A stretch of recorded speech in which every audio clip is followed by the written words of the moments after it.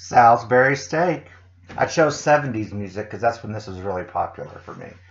It used to come in TV dinners and I absolutely hated them. But now they're awesome. So this is 1 pound of hamburger and a half of an envelope of Lipton onion soup mix. And then I added about a third of a cup of breadcrumbs, seasoned breadcrumbs, and just a few dashes of Worcestershire sauce.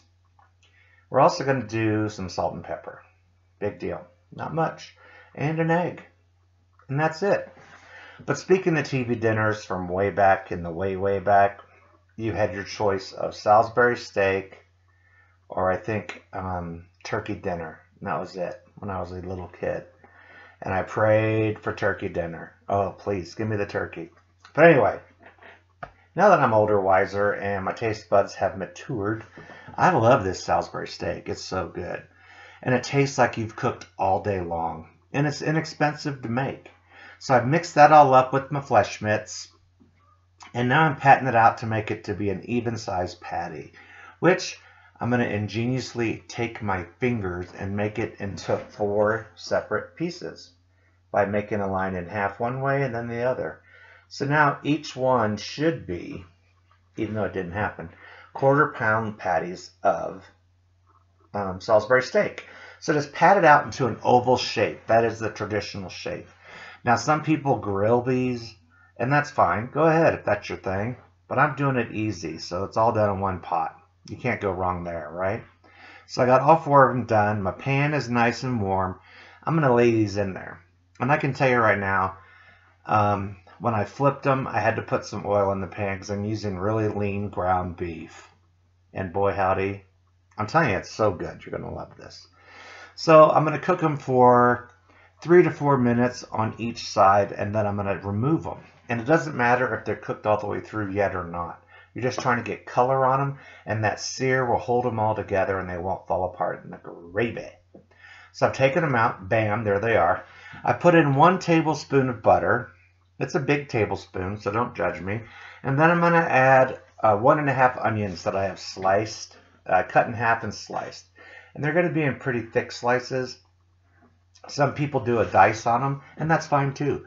I just like onions. I like the feel of a big onion in there. So bam. Now I'm also going to add just a little bit of salt, and that's going to help soften them quicker. Whenever you work with onions, always give them a little bit of salt. Not enough to make them salty, but it does help them cook a little quicker. So now that they've been cooking a while, probably about 5 minutes, I'm going to add 2 cups of beef broth. You know those big cartons? Don't use the whole thing because it's over 2 cups. But I'm going to use 2 cups of beef broth. Beef broth is so great, and it makes the best gravy. And if you're in a hurry, and it's a cheater's way of doing it, and I don't care because it's good. So once I get those in there, I'm going to make my slurry. And again, I put the lid on because when you're doing a slurry, you want your liquid to be boiling when you add it. Super important. So I have equal parts of beef broth and cornstarch. Nothing magical, nothing worth measuring, just equal parts. And you stir it around until it's nice and smooth. Let's go back to our pan. You see it's boiling? That's the key before you add slurry. Now, add it slowly at first because you don't know. This thing will thicken up quick. Usually in about 30 seconds you'll see results. And if you add too much, it turns into a paste, and that's no good. That is no good at all. Nobody wants that. However, I end up using all that bowl in there.